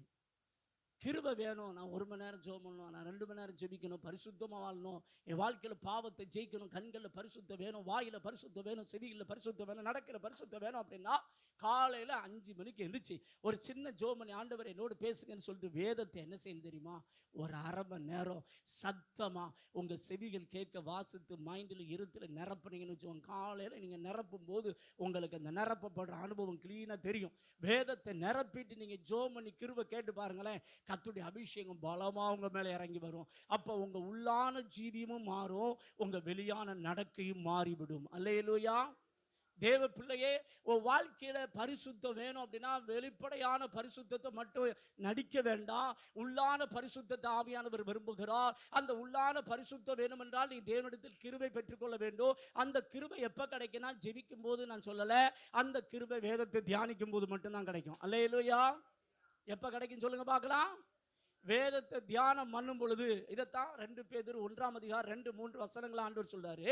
பிதாவாகிய தேவனையும் கர்த்தராகிய இயேசு கிறிஸ்துவையும் அறிகிற அறிவினாலே கிருபையும் சமாதானம் பெருக கடவுது. வாசிங்க பார்க்கலாம். 2 பேதுரு 1ஆம் அதிகாரம் 2-3 வசனங்களை வாசிங்க பார்க்கலாம். இந்த கிருபை எப்ப பெருகும் அப்படின்னா நீங்க வேதத்தை தியானிக்கும் போது ஆண்டவர் உங்களுக்கு இந்த கிருபையை தருவார். அல்லேலூயா. வாசிங்க பார்க்கலாம். ஆமா. ம் ம் ம் ம் ம் ம் ம் தேவனையும் நம்முடைய கர்த்தராகிய இயேசுவையும் அறிகிற அறிவினாலே உங்களுக்கு கிருபையும் சமாதானமும் பெருக கடவுது. தொடர்ந்து வாசிங்க. தம்முடைய மகிமையினாலும் காருண்யத்தினாலும் நம்மை அழைத்தவரை அறிகிற அறிவினாலே ஜீவனுக்கும். தேவபக்தி ஜீவனுக்குன்னா என்ன அர்த்தம் தெரியுமா? உணவு, உடை, உறைவிடம். இது 3 உனக்கு கிடைக்கும் எப்ப? வேதத்தை அறிகிற பொழுது, வேதத்தை தியானம் பண்ணும் பொழுது. ஜீவனுக்கும். அடுத்து என்ன போட்டிருக்கு? தேவபக்தி. தேவபக்தினா என்ன நினைக்கிறீங்க? ஒழுங்கா சபைக்கு வரணும், ஞாயிற்றுக்கிழமை தவறாம என்ன செய்யணும்? கரெக்டான நேரத்துக்கு வரணும், ஒழுங்கா ஜெபம் பண்ணணும், டெய்லியும் 5 மணிக்கு எந்திரிச்சு ஜெபம் பண்ணணும் பாஸ்டர், பைபிள் நல்லா வாசிக்கணும் பாஸ்டர். தேவபக்தினா நம்ம எல்லாருமே ஒரு காலத்தில் வச்சிருக்கோம்ல, இப்படி இப்படி வசனத்துக்கெல்லாம் கீழ்ப்படியணும், வசனத்துக்கெல்லாம் என்ன செய்யணும்? கீழ்ப்படியணும். அதான் தேவபக்தி. இப்போ இந்த தேவபக்தி உனக்கு எது கொடுக்குது தெரியுமா? வேதத்தை வாசிக்கும் போது இல்லை, தியானிக்கும் போது. அறிகிற அறிவு. சொல்றது புரியுதா? அறிகிற அறிவு. வேதத்தை அசை போடணும். வேத எதையோ குண்டக்க மண்டக்க அசை போடக்கூடாது. சரிதானா? இன்னைக்கு நிறைய பேர் ஐடி ஃபீல்டில் உட்காந்துட்டாங்க. ஐடி ஃபீல்டில் என்னைக்கு உட்காந்தாங்களோ நாடு உருப்படாமல் போய்கிட்டு இருக்குது. அவங்களுக்கு தேவனை சிந்திக்கிறது கூட அவங்களுக்கு என்ன கிடையாது தெரியுமா? அவங்க மைண்ட், அவங்க இருதயம் அப்செட் தெரியுமா உங்களுக்கு? அவங்களுக்கும் தேவ பிரசன்னத்துக்கும் சம்பந்தமே கிடையாது. அவங்க தேவ பிரசன்னத்தை உணர்ற அனுபவத்துக்குள்ள சீக்கிரமால வர. தேவ பிள்ளை ரொம்ப கவனமாக இருங்க. ஐடி ஃபீல்டுன்னு போய் இந்த நெட்டில் உட்காந்து வேலை பார்க்குறவங்க படிக்கிறதும் அதுதான். இப்போ வேறு வழி இல்லை, படித்து தான் அதான் படிக்க வேண்டியிருக்குது, வேலையை அதில் தான் பார்க்க வேண்டியிருக்குது. இப்படி போகிறவங்களாம் நிறைய பேரை பார்த்துட்டேன். அவங்களுக்கும் தேவ பிரசன்னத்துக்கும் டோட்டல் என்ன கிடையாது, சம்பந்தமே. சிந்தனை தான் கிருபையை இழக்க வைக்கும், மறந்துடாதீங்க. சிந்தனை தான் கிருபையை பெற வைக்கும். ரெண்டுமே சிந்தனை தான். கிருபையை இழக்க வைக்கிறது இதுதான், உன் சிந்தனை தான். கிருபையை பெற வைக்கிறது இதுதான், தேவ பிரசன்னத்தை உணர வைக்கிறது சிந்தனை தான். தேவ பிரசன்னத்தை நம்மளை விட்டு அப்புறப்படுத்துறது சிந்தனை தான். சிந்தனை தான் பார்வையாக மாறுது, பேச்சாக மாறுது, செயலாக மாறுது. நீ மாற்ற வேண்டியது உன் சிந்தை. உன் சிந்தை மாற்றிடுச்சு அப்படின்னா உன் செயல்கள் ஆட்டோமேட்டிக்காக என்ன செஞ்சிரும் தெரியுமா? மாறிடும். அல்லேலூயா. உன் சிந்தையை மாற்றாம நீ நடக்க மாற்ற ட்ரை பண்ணேன்னா உன் வாழ்க்கையில் தோல்வி தான் கிடைக்கும். யாவையான தெளிவாக இருக்கிற ஜீவனுக்கும் தேவ பக்திக்கு வேண்டிய யாவற்றையும் அவருடைய திவ்ய வல்லமையானது நமக்கு தந்தருனது அன்றி அப்படின்னா தருகிறதுன்னு அர்த்தம். அல்லேலூயா. அவருடைய திவ்ய வல்லமை, தேவனுடைய பவர் நமக்கு கிடைக்குது. அல்லேலூயா. பொருளாசையை ஜெயிக்கணுமா, பண ஆசையை ஜெயிக்கணுமா, பெருமையை ஜெயிக்கணுமா, இச்சையை ஜெயிக்கணுமா, உலகத்தை ஜெயிக்கணுமா, கண்கள் இச்சை, மாம்சத்தின் இச்சை, ஜீவனத்தின் பெருமையை ஜெயிக்கணுமா, நீ தேவனை அறிகிற அறிவில் என்ன செய்யணும்? வளரணும். தேவனை அறிகிற அறிவு தனிமேனு வந்துருச்சுன்னா உன் இருதயம் முழுவதும் தேவ வார்த்தை நான் நிரப்பப்பட்டு ஜெபம் பண்ணணும். அல்லேலூயா. அப்படி நீங்க பண்ணி பாருங்களேன், கர்த்தருடைய கிருபை உங்களை தாங்கும். நீங்க எதை என்ன செஞ்சிருவீங்க? ஜெயிச்சிருவீங்க. மூன்றாவதாக, முதலாவது தேவனை தரிசிக்கணும் அப்படின்னா பரிசுத்தம் தேவை. ரெண்டாவது நம்ம புசிக்கிறதுல பரிசுத்தம் தேவை அப்படின்னு ஆண்டவர் சொல்ல. புதிய ஏற்பாட்டு காலத்தில் நம்ம எல்லாத்தையும் புசிக்கலாம், சரிதான். உலக பிரகாரமாக பார்த்தா எதையும் என்ன செய்யலாம். ஆனால் ரத்தத்திற்கும் நொறுங்குண்டு செத்தது மட்டும் என்ன செய்யக்கூடாது? சாப்பிடக்கூடாது. அப்போஸ்தலர் நடவடிக்கைகளின் புஸ்தகம் 15ஆம் அதிகாரத்தில் வருது. அதை வீட்டில் போய் வாசித்துக்குவாங்க. புதிய ஏற்பாட்டில் ரத்தத்தை என்ன செய்யக்கூடாது? சாப்பிடக்கூடாது. நொறுங்குண்டு செத்தது, தானா செத்ததெல்லாம் நம்ம என்ன செய்யக்கூடாது? சாப்பிடக்கூடாது அப்படின்னு கர்த்தர் சொல்லியிருக்கிறார். அடுத்ததாக, மூன்றாவதாக நம்முடைய வாழ்க்கையில் பாளையத்தில் பரிசுத்தம். இதோட நம்ம முடிக்க போகிறோம். உபாகமம் 23ஆம் அதிகாரம் 14ஆம் வசனத்தை மட்டும் வாசிங்க. 10லிருந்து 14 நோட் பண்ணிக்கோங்க, வாசிங்க பார்க்கலாம். உன் தேவனாகிய கர்த்தர் உன்னை ரட்சிக்கவும் உன் சத்துருக்களை உனக்கு ஒப்பு கொடுக்கவும் உன் பாளையத்திற்குள்ளே உலாவிக் கொண்டிருக்கிறார். ஆகையால் அவர் உன்னிடத்தில் அசுசியான காரியத்தை கண்டு உன்னை விட்டு போகாதபடிக்கு உன் பாளையம் எப்படி இருக்கணுமாங்க? பழைய ஏற்பாட்டு காலத்தில் ஆசரிப்பு கூடாரம் நடுவில் இருந்துச்சு. 12 கோத்திரங்களை பார்த்தீங்கன்னா இந்த சைடு கிழக்கு திசையில் 3 கோத்திரம், வடக்கு திசையில் 3 கோத்திரம், மேற்கு தெற்கு, இப்படி 3 12 அப்படி செட்டு போட்டிருப்பாங்க. நடுவில் தேவனாய் கர்த்தர் என்ன செய்வார்னா அந்த ஆசரிப்பு கூடாரத்தில் மகா பரிசுத்த ஸ்தலத்தில் மேக ஸ்தம்பமாக, அக்னி ஸ்தம்பமாக ஆவியானவர் வெளிப்படுவார். அதை அங்கேருந்து பார்க்கலாம், சரிதானா? ஆசாரியம் மட்டும்தான் உள்ளக்குள்ள போக முடியும், மற்றவங்க பார்க்கலாம், வெளியே இருந்து என்ன செய்யலாம்? பார்க்கலாம், உள்ளக்குள்ள போக முடியாது, சரிதானா?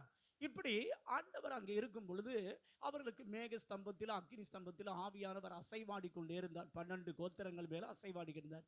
அப்போ நம்ம ஆட்கள் இந்த டாய்லெட் போகிறேன்னு சொல்லி பார்த்தீங்கன்னா சின்ன பிள்ளைய அங்கங்கே போய் உட்கார வச்சு நாஸ்திகால படுத்திட்டாங்க. இடத்த என்ன பண்ணிட்டாங்க? நாஸ்திகால படுத்தி ஆண்டவர் உலாவ முடியாதபடிக்கு பண்ணிட்டாங்க. 12 கோத்திரம் 25 லட்சம் இருக்கிற பாளையம் எப்படி இருக்கும் கொஞ்சம் கற்பனை பண்ணி பாருங்க. நம்ம வீட்டில் 4 பேர் இருந்தாலே 2 நாளைக்கு தண்ணி இல்லைன்னா டாய்லெட்ல இருந்து நாத்தம் வருதுன்னு ஓடியே போயிடும், அப்படிதானே? அப்போ அங்கே எப்படி இருந்திருக்கும்? 25 லட்சம் மக்கள் இருக்கிற இடத்துல. அதனால தான் ஆண்டவர் டே பாளையத்தில் போகிறலப்பா, டாய்லெட் போகிறேன்னா ஒரு குச்சி எடுத்து மூடி இருப்பா அப்படின்னு கர்த்தர் என்ன செஞ்சார்? சொன்னார். பாளையம் பரிசுத்தமாக இருக்கணும்னு கர்த்தர் சொன்னார். இன்னைக்கு நம்முடைய வாழ்க்கையில் பாளையம்னா என்ன தெரியுமா உங்களுக்கு? நம்ம வீடு. அல்லேலூயா. நம்ம வீடு எப்படி இருக்கணும் தெரியுமா? சுத்தமாக இருக்கணும்.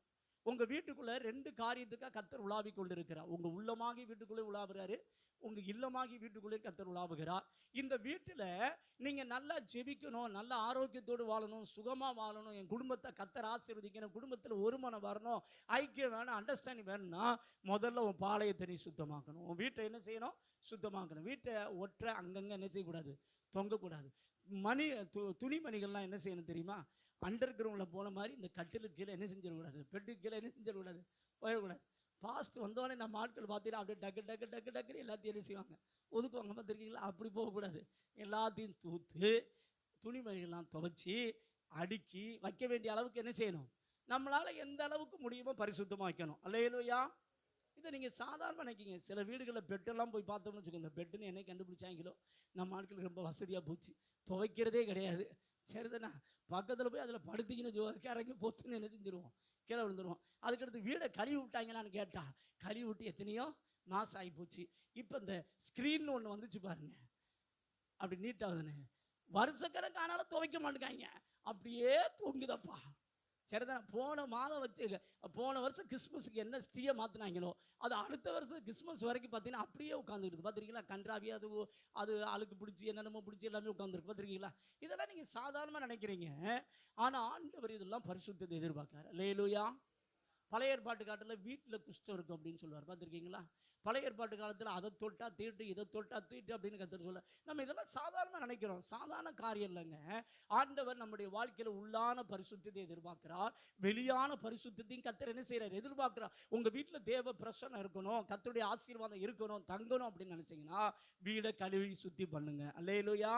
வாரத்துக்கு ஒருக்காவது வீட்டை கழுவி விடுங்க. வாரத்துக்கு ஒருக்காவது என்ன செய்யுங்க, இந்த ஸ்க்ரீன் துணியை மாதத்துக்கு ஒருக்காவது என்ன செய்யுங்க, இந்த பெட்டுன்னு ஒன்று இருக்குது பார்த்துருக்கீங்களா, அதை கொஞ்சம் எடுத்து உதறி என்ன செய்யுங்க, தூசியெல்லாம் கொஞ்சம் தட்டிட்டு வேறு துணியை கொஞ்சம் மேலே வைங்க. வர்ற ஆட்களாவது கொஞ்சமாவது என்ன செய்யட்டும், நல்லா இருக்கட்டும் நினைங்க. அல்லேலூயா. சரிதானே? பண்ணி தான் பாருங்களேன் என்ன நடக்குதுன்னு. ஆனால் வேதத்தில் பார்த்தீங்கன்னா யோசுவாவின் சரித்திர புஸ்தகம் 7ஆம் அதிகாரத்தை நீங்கள் வீட்டில் போய் வாசித்து பாருங்க.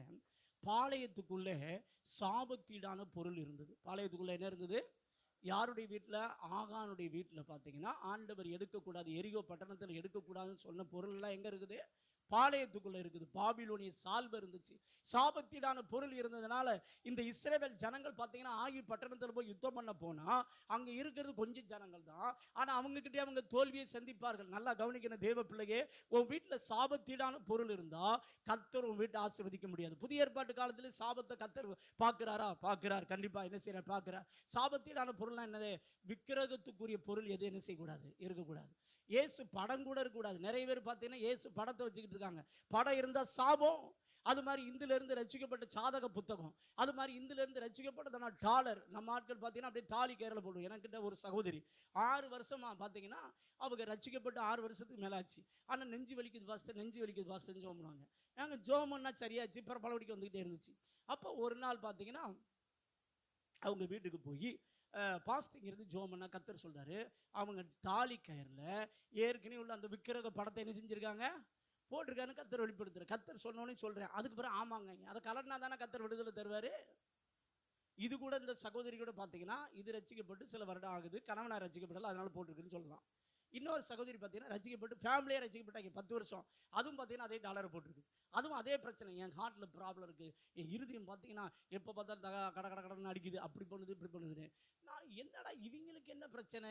நான் அதுக்கடுத்து இந்த சகோதரியும் கேட்டேன், போட்டிருக்கீங்களான்னு கேட்டேன். அப்புறம் ஆமாங்குது.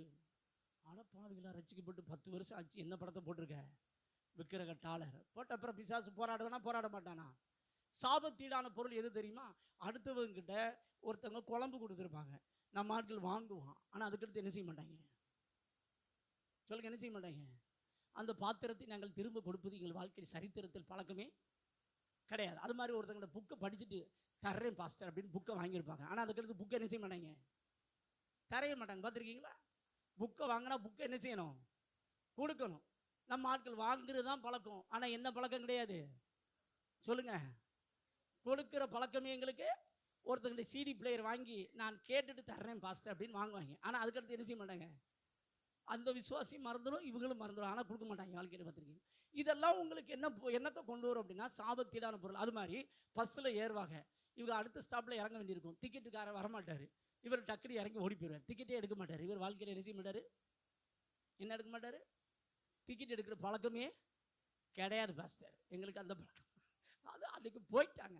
நீங்கள் 10 வருஷத்துக்கு முன்னாடி டிக்கெட் எடுத்து ஏமாத்திருந்தாலும் கர்த்தர் கணக்கு கேட்பாரு, இப்போ நீ பண்ணாலும் கர்த்தர் கணக்கு கேட்பார். எழுதி வச்சுக்கோங்க. அதனால் அப்படி ஏதாவது எடுத்தீங்கன்னா, இப்போ டிக்கெட்டுக்காரன்ட்ட போய் நேரடியாக சொன்னேன்னா சிலர் ஏற்றுக்கிடுவாங்க, சிலர் மேலும் கீழும் கொஞ்சம் நம்மளை பார்ப்பாங்க, நட்டுக்கிட்டு எதை கலண்டுருச்சு போல தெரியுது, என்ன கலண்டுச்சு? என்னமோ டிக்கெட் எடுக்கலைன்னு சொல்லி தம்பி வர்றான் அப்படின்னு சொல்லி பார்ப்பாங்க. நீங்கள் அது பண்ணுறீங்களோ இல்லையோ, அதுக்கு எவ்வளவு சார்ஜோ 2 டிக்கெட்டாக எடுத்து கதையை முடிச்சிடணும். அல்லேலூயா. தேவ பிள்ளைகள், இந்த விஷயத்தெல்லாம் நீங்கள் சாபத்தீடான பொருட்கள், சில வீடுகளில் பார்த்தீங்கன்னா, ஒரு காலத்தில் ஒரு சகோதரி வீட்டுக்கு ஒரு ஊழியக்காரர் போனாராம். அந்த வீட்டில் மாதம் அந்த ஊழியக்காரரை ஜோமனை கூப்பிடுவாங்களாம். அந்த வீட்டில் பார்த்தீங்கன்னா கணவன் மனைவி நல்லா ஒர்ஷிப் பண்ணுறவங்க, சபையில் அசிஸ்டன்ட் பாஸ்டர் மாதிரி அந்த லெவலில் இருந்தவங்க. ஆனால் வீட்டில் சண்டை காடு பார்த்தீங்கன்னா நாறுது. சண்டை நாறுறதோடு மாத்திரம் இல்லை, அடிக்கடி டைவர்ஸ்ன்னு பேசியிருந்தாங்க. அந்த டைம் சொன்னாங்களாம், இனி கன்ஃபார்ம் டைவர்ஸு, இன்னையோட நம்ம லைஃப் முடிக்கிறோம் அப்படின்னாங்க. அந்த நேரம் தான் இந்த பாஸ்டர் போகிறார். போனால் கர்த்தர் சொல்கிறாராம், அவங்களுக்கு மாடி வீடுலாம் இருக்குது, கீழே தான் உட்காந்து எப்பயுமே ஜோம் பண்ணுவாங்க. ஆவியானவர் சொன்னாராம், மாடியில் போய் அவங்களுக்கு ஜோம் பண்ணு அப்படின்னாராம். இவர் சொன்னாராம், அவங்க கூப்பிட்டா தான் நான் மேலே போக முடியும், இது வரைக்கும் அவங்க கூப்பிட்டது இல்லை, நான் எப்படி போகிறது அப்படின்னு. அந்த சகோதரி கீழே இறங்கி வந்துருச்சு. வந்தோடனே பாஸ்டர் வாங்க மேலே வாங்க ஜோம் பண்ணும் அப்படின்னு. என்னைக்குமே கூப்பிடாத சகோதரி மேலே போச்சு. மேலே போனால் கீழே இந்த மாதிரி இந்த மாதிரி இதில் சுவரில் பார்த்தீங்கன்னா இந்த இயற்கை காட்சி மாதிரி படம் இருக்கும், பார்த்துருக்கீங்களா? அது மாதிரி அது ஏதோ ஒன்று வாங்கி வச்சிருக்குது. அப்போ ஆண்டவர் சொன்னாரா, அதை எடுத்து தூக்கி எரிய சொல்லு அப்படின்னு ஆண்டவர் சொன்னாராம். இப்போ உடனே இந்த பாஸ் சொன்னாரா, சகோதரி ஆண்டவர் சொல்றாரு, இதை எடுக்க சொல்றாரு, இதனால உங்க வீட்டில் ஏதோ ஒரு காரியம் இருக்குது அப்படின்னு சொல்லு. பாஸ்டர் நீங்க என்ன இப்படி சொல்றீங்க, இதெல்லாம் ஒண்ணுமே கிடையாது, ஆய்புய் அப்படின்னு அப்படி இப்படின்னு பேசிக்கிட்டே இருந்துச்சான். இவருக்கு என்ன பண்றதுன்னு தெரியல. அதுக்கடுத்து கர்த்தர் இன்னொரு காரியத்தை சொன்னாராம். இந்த சகோதரி என்ன பண்ணியிருக்காங்க அப்படின்னா, இவங்களுடைய பாட்டி, அதாவது இவங்க அம்மாவுடைய அம்மா, அவங்க கல்யாணம் முடிக்கும் போது ஒரு ட்ரெஸ் போட்டிருந்தாங்களாம். அந்த ட்ரெஸ்ஸை அதில் சாபம் இருக்குன்னு கர்த்தர் சொன்னாராம். அந்த சாபத்தீடான பொருளை இவன் என்ன பண்ணியிருக்கா அப்படின்னா, வீட்டில் அண்டர் கிரவுண்டில் இந்த கலர் பெட்டியில் இந்த மடிப்பில் அவள் வச்சிருக்க, நீ சொல்லு, அதையும் தூக்கி எரிக்க சொல்லு அப்படின்னு கர்த்தர் சொன்னாராம். என்ன கலரு, அது எங்கே வச்சிருக்கு, எல்லாத்தையும் கிளீனாக கர்த்தர் சொன்னாராம். சொன்ன உடனே இந்த சகோதரி, இந்த பாஸ்டர் சொன்னாராம், இதை சொன்னோன்னே அது நடுங்கிருச்சான். ஏன்னா கணவனார் கூட தெரியாதான். யாரு கூட தெரியாதான்? கணவனார் கூட அந்த பொருளை எங்கே வச்சிருக்குன்னு தெரியாதான். அந்த மாதிரி அப்போ கர்த்தர் சொன்னோடனே அதுக்கடுத்து அதை தூக்கி எரிஞ்சு அந்த பாட்டியம்மா போட்ட ட்ரெஸ்ஸு, இந்த ஸ்க்ரீன், அந்த படத்தையும் தூக்கி எரிச்ச பிறகு பார்த்தீங்கன்னா அவங்க குடும்பத்தில் சண்டையே இல்லை, சமாதானமாக நிம்மதியாக வாழ்கிறாங்க. கர்த்தர் ஆசீர்வதித்தார். அல்லேலூயா.